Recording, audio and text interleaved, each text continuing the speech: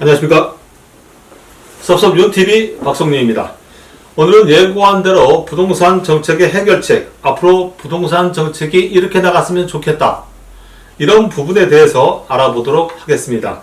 부동산 전문가, 부동산 박사, 부동산 해결사 종영 박사님을 모시고 알토란 같은 정보를 나눠보도록 하겠습니다. 안녕하세요. 안녕하세요. 네, 반갑습니다. 네.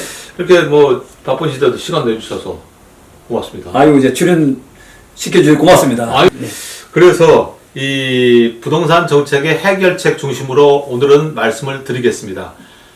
먼저 이 며칠 전에 문 대통령이 네. 대통령께서 이제 부동산 해결책 가운데 하나로 공급 물량을 늘리겠다라는 네네. 이걸 말씀을 하셨는데 네네네. 현실성이 있다고 보십니까? 어떻게 보십니까? 예, 늦은 감이 있지만은 네. 사실상 이 공급 위주로 가는 것이 맞습니다. 시장에는 규제를 하게 되면은 규제하는 데 대해서 그 빈틈을 비좁고 들어가는 게 사실 일이거든요.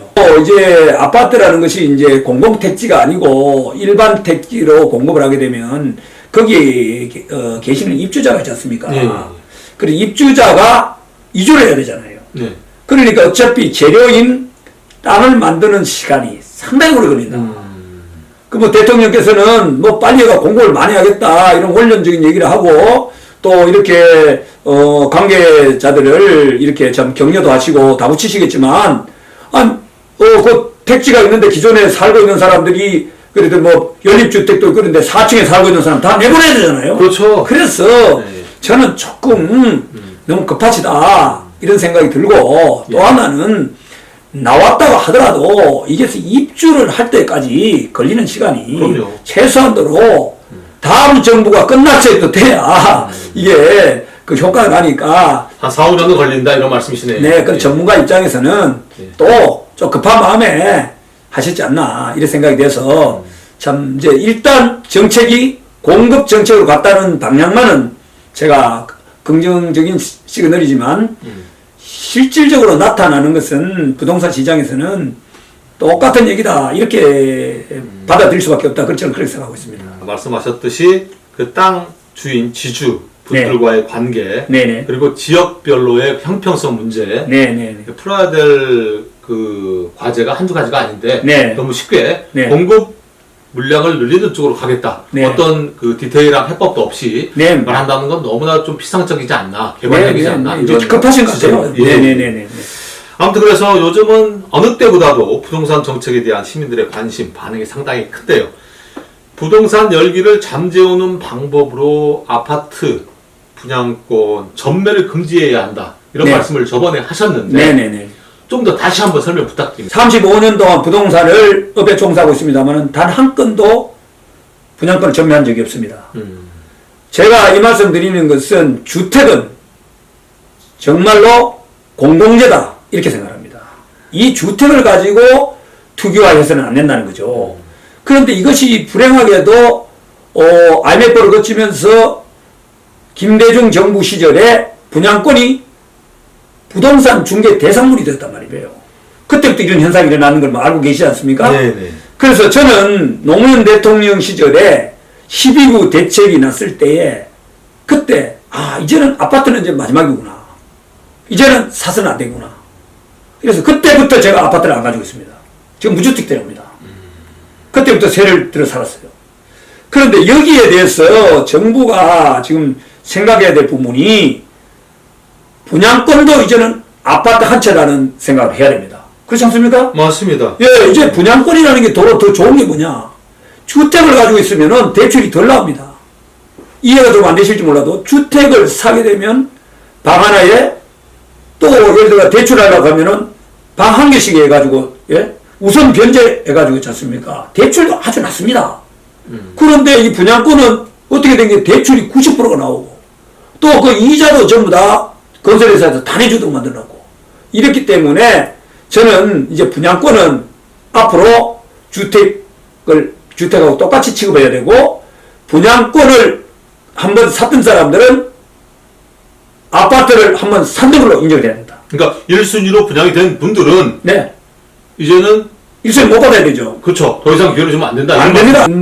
대통령께서 지지자들에게 동의를 받으셔가지고 이제는 공공재와 사적재로 구분해서 공공재가 이제 85제곱미터 이하를 흔히 공공재라고 하지 않습니까? 네. 국민주택 규모 이하. 여기에 대해서만은 분양권을 한번 분양받은 사람은 다시는 분양 못 받도록. 이런데 왜? 분양을 받는다는 것은 결국은 내가 그 집에 입주하겠다는 뜻 아닙니까? 네, 맞습니다. 그런데 그걸 입주하겠다고 받아놓고 그걸 웃돈을 좀 심하게 말해서 뭐 수억을 받고 판다. 이것은 우리가 사회의 어떤 공익을 위해서 있을 수가 없다고 생각하고 있기 때문에 지금 말씀하신 것처럼 분양권은 이제 하나의 부동산이다. 아파트다. 이렇게 생각하고 이제는 분양받은 사람은 다시는 분양을 못 받도록 이렇게 해야 된다는 거죠. 거기에서 뭐 특수한 상황에 있어서 뭐 이사를 가신다거나 또 병치를 한다나 또 학교 문제가 있다나 이거는 뭐 다시 당연히 주택법에서 보장되어 있기 때문에 그런 문제에 대해서는 뭐 별도의 얘기라고 그렇게 생각하고 있습니다. 제가 이제 설명 부탁드린 건 또 이 우리나라 체제가 이제 1순위, 2순위, 3순위가 있는 그런 전매제도가 있기 때문에 그 전매제도를 1순위는 1순위에게 2순위는 1순위하고 2순위에게 3순위는 전체 다에게 네, 이런 말씀을 하셨거든요. 그러니까 이런 방법도 일단 그렇죠. 상당히 중요한. 아니 이것은 주택 공급에 관한 규칙에 의해 가지고 국민들에게 공평한 기회를 주기 위해서 1순위, 2순위, 3순위를 만들어 놓은 것입니다. 맞지 않습니까? 그러면은 1순위자가 분양을 받아서 순위 없는 자가 돈이 많은 자에게 팔 수 있다는 게 무슨 의미가 있겠습니까? 주택 공급 관련 규칙이 1순위라는 게 필요가 없지 않습니까? 그렇죠. 그러다 보니까 수도권에 있는 점프 통장이 또 통장만 가지고 다니면서 투꾼들이 돌아다니는 거거든요. 그래서 이거를 역사적으로 보면 어떻게 됐느냐. IMF 이전에는 1순위자가 1순위를 끝까지 입주자까지 가야 되는 것입니다. 그런데 중도금을 납부를 할 수가 없었다 이겁니다. 국가적인 위기가 오다 보니까. 그래서 건설회사가 정부에 로비를 해가지고 야 이거 도저히 안 된다. 중도금이 안 들어오니까 부도가 나겠다. 그러니 이건 돈 좀 있는 사람들한테 좀 분양권을 팔 수 있도록 만들어 달라. 이런 거예요. 그래 그 시대에는 그것이 이해될 수 있는 상황이었고 지금은 분양권을 해서 투기가 된다면 다시 원점으로 돌아가야 된다는 얘기죠. 지금 방금 말씀하신 것처럼 1순위자가 분양받은 거는 다시 1순위자에게 판매를 해가지고 다시 1순위자만 돌리는 거죠. 그렇죠? 맞습니다. 1순위자가 분양받은 거는 1순위까지 돌리는 거죠. 다시 한단 말이에요. 그러면 1순위에 떨어진 사람들이 아니 돈을 주고 또 기회가 있는데 왜 프리미엄을 받고 네, 좋은 말씀이십니다. 그러면은 이런 이제 부동산 정책을 실행하는 국토부 말고 이제 주무부서 정권이 바뀌더라도 어떤 상황이 되더라도 주택 정책만큼은 저번에 말씀하셨듯이 이승만 박정희 정권에서는 초창기에는 사회부나 보건부에서 주택 관리 그만큼 중요한 고무적인 얘기입니다. 근데 지금은 그래서 별도의 주택청을 말씀하셨는데 이 정부에서 지난해 보니까 11월경에 주택청 신설 얘기가 공론화된 적이 있더라고요. 제가 이 얘기하는 것은 뭐냐면은 우리가 건설부에서는요 부동산을 산업으로 만들어야 된다고 생각을 해요. 그렇죠?